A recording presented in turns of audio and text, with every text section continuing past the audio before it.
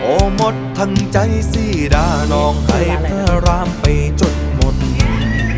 มันเจ็บมันจุกในอกที่รักสีดาเพียงข้างเดียว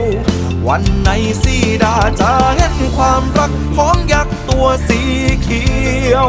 ว่าหัวใจมันดวงเดียวรักเพียงหนึ่งเดียวก็แค่เธอ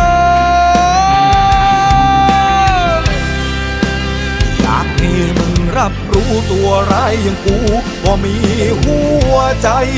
ไอ้ทศกัณฐ์ตัวร้ายก็รักมึงมากมายไม่แพ้พระราม